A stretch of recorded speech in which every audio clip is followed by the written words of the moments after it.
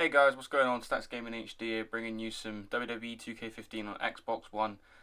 Just giving you my review of the game really. This is a Falls Count Anywhere match with the man himself, Sting, and Triple H. I know Triple H and Sting, if you're a wrestling fan like me, I know this is a rumoured match for WrestleMania. It could be The Undertaker versus Sting, but to be honest, Undertaker, I think Triple H could carry Sting in the ring, so, if you're a wrestling fan, you understand these terms, then that might make some sense to you. But anyway, we're going to get into look at the graphics of this game.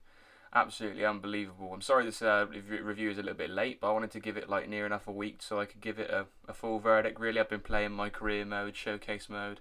I've left the audio off for the entrances for copyright reasons. I don't want to get strikes on my channel, so the entrance music and stuff will unfortunately give me strikes if they're claimed against, obviously, So we've got Sting coming down to the ring here. Look at he just looks incredible. The '99 Sting, WCW, the Crow. There he is with the baseball bat and all. He just looks unbelievable, guys. Well, let me know what you guys think of the game as well. I'm very disappointed about some things, and I'll get onto that in a little while. But just got to appreciate the graphics here. The graphics of this game, what they've been able to do on next gen is unbelievable. Unbelievable. There he is. Sting's ready for action. And then I got his opponent coming out now, Triple H. I've done the modern day Triple H, so it's a little bit of a realistic simulation of what could happen at WrestleMania. So obviously I didn't want to put his old attire in and with his hair, so I thought I'd go for the Triple H now. Look at him. He looks absolutely amazing. You can literally see the sweat pouring off of his head.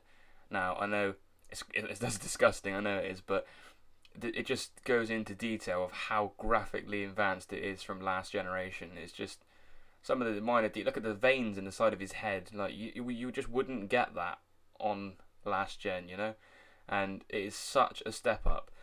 But also, like I said back earlier in the video, I'm actually going to get onto some points which I think, yeah, the graphics are good in this game. Everybody loves decent graphics, and it shows off what technology can. Look at the sweat on his back. That is unbelievable.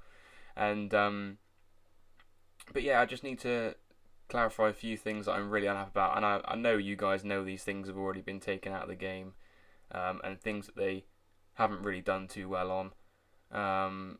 And just want to know your opinion really, and see if you got the same sort of views as I have.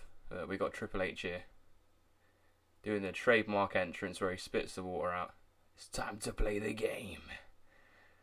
Look at that. Unbelievable. Look at that. Sometimes, I tell you what, when I was watching this, it felt like I was playing this, and watching it back, it felt like I was actually watching it on the telly. Some of it is just absolutely crazy, and yeah.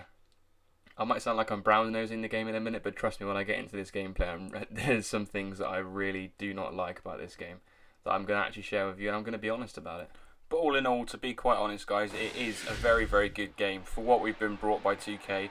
They're fresh to the franchise. They had They had THQ working with them last year, or some of the guys from THQ anyway. Obviously, the company went out of business. And 2K have been fresh to this franchise, and for what they've done, I think they've produced a very, very good game. There's just things that have really annoyed me that they've left out. Creative Diva, for example. That was a big, big part of this game. And for female fans and female wrestling fans and female gamers not being able to create themselves or create female wrestlers, originals and stuff. And also there's a lot of guys that create female cores as well. It's a big part of the showcase for the community as well. So it's a real letdown. I love this chain grappling system though. I will just say about this actually, just to start off with. It works like the Money in the Bank controls, how you used to get the briefcase.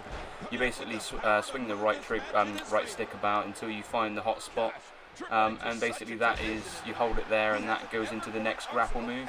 It's just to build up to start the match up, and it gives it a real good simulation feel like they do in real life. And this animation here as well, how they now, when you do a strong grapple or I think it's a strong grapple, they actually pull their opponent into the center of the ring, so you don't get so many rope break situations. And it's very, very irritating on the old games where you used to play and you used to do a finisher or a really good spot as a good move.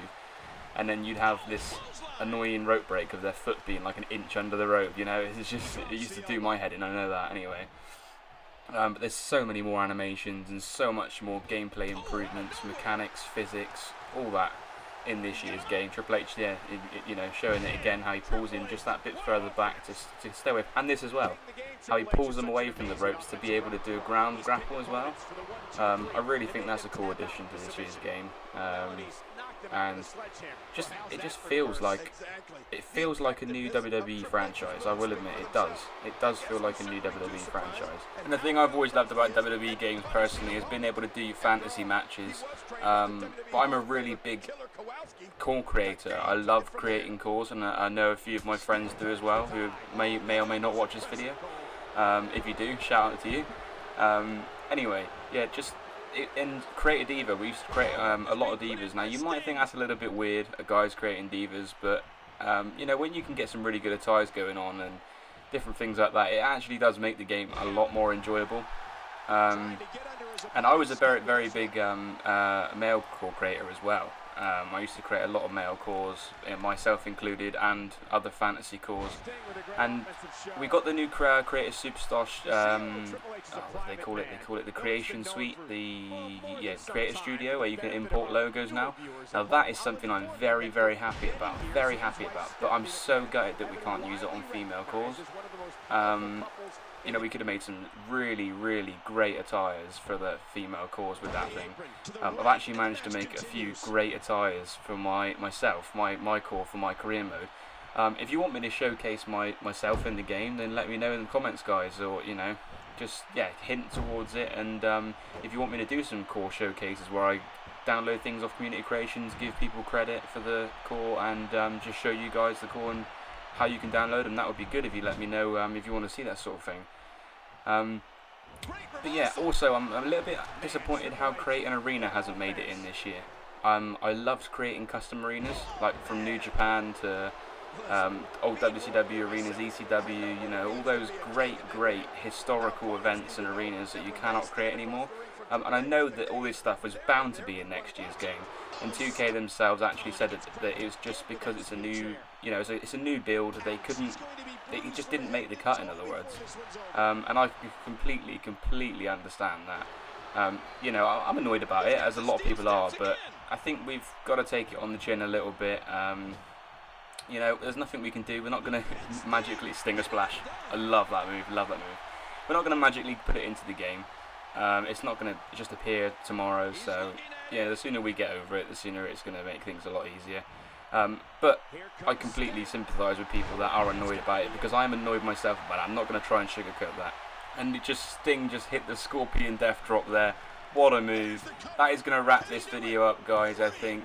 So yeah, just let me know in the comments, guys, what you're thinking about this year's game. Again, I've had to mute the audio because Sting's entrance music plays. I'm thinking about going into the settings and actually taking entrance music out so I can get a more authentic video. But let me know in the comments, guys, what you're thinking of WWE 2K15, whether you're on the PS4 or Xbox One, or if you're on last gen, let me know how you're getting on with that version. So yeah, that's it. If you like the video, leave a like. I'll see you next time. Peace.